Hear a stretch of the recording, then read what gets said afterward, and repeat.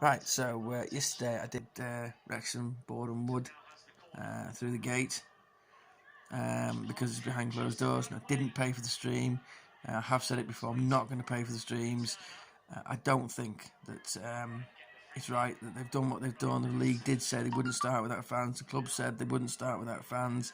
And then the mention of government money was put in, and the league and the club threw the fans under the bus. In my opinion, that money is only guaranteed for 3 or 4 months. What the league going to do then? If they still can't have fans in, I think they've taken a bit of a risk.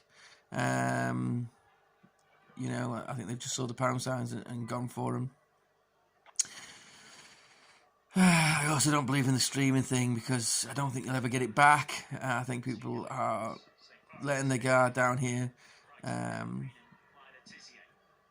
think from the top right through to the conference sides, allowing this streaming of every game and pay-per-view games. If you think you're going to get that back when this pandemic's over, I think you're stupid because you're not going to get it back. It's just not going to happen. The powers that be will continue to keep that and make that money that way, and I don't think the clubs will want to give that up either because it's a great source of money for them on top of crowds if that's when they come back. And I think that they will suffer because I don't think the people will come back in because say you're a family of 4, you got 2 kids, take the wife as well. It's a lot of money to go to one game.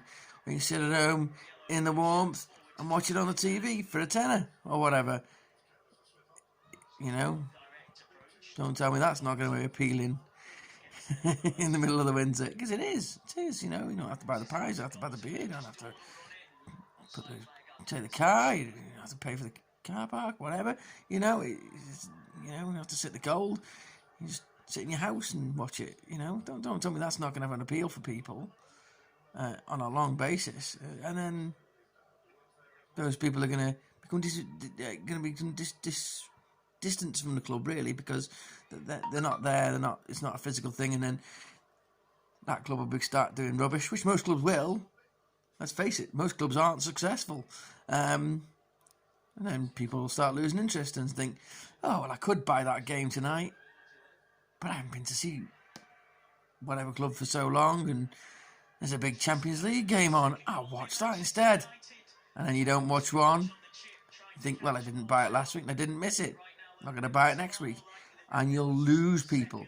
And then then the clubs are going to start moaning, "Oh, but nobody comes anymore. No one buys the stream anymore.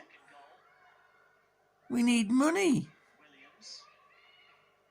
And the people aren't going to be there anymore. I think it's a really, really short-sighted decision from fans and from clubs and from football in general to do what they've done. Everything should have just been mothballed. If it's not safe, I think it is safe, because let's face it, there's been out of all the lower league football, there's been no crisis at any game where there's been a significant outbreak at any game of the virus. You look at in the rest of Europe as well, where they're having games, there's no particular outcry of any particular game where there's been hundreds infected from going to one game or something. It seems quite clear that it's not affecting the uptake in the virus at all, I don't think. So it just seems daft. I think there's a lot of mistakes been made in and around that. So there you go. Of course, Wrexham's now on lockdown, and part of the laws are I'm not allowed to leave the county of Wrexham. So there will be no more videos from the next few away games or what have you. I'll do one from the next home game. And that's really sad, really. But we'll do that one for the next home game. And I will count these games because I am watching them through the gate. And I know that's pathetic and I know that's sad. But I don't care. I don't care. that is as close as I can get. So that's what I'm going to do, and that is how I'm going to count it. And I don't care what people think. And I know it's pathetic, and I know it's sad, and I know it's just... I know it's just ridiculous, but it is the only thing I can do, because I'm not going to pay for the stream. I'm not going to pay for the stream. I'm not going to do it. I don't think it's right. And in the long run, I think I will. I think it will be seen as correct. I'm not the only one to think that way, and I will listen to the commentary on the radio and watch what I can through the gates. And I think it is pathetic the way Wrexham have put tarpaulin up on all the gates and tried to stop you watching it, because you can't see much. So why do they care? No one's going. If there was hundreds standing outside trying to do it, and there was no social distancing and all that, and the police and the council are having problems with it, then fine. But there's no one doing it. There's like 4 or 5 people doing it. And I think that Wrexham are pathetic. Because other games we've been to, the away games, that's not been the case. And I think absolutely it's pathetic. You look at the fans doing it all over the country as well. Bala fans, and I've been through this before. Bala fans, Sunderland fans doing it, and Portsmouth fans doing it, and Carnarvon fans doing it, FC United fans doing it, and no one seems to care.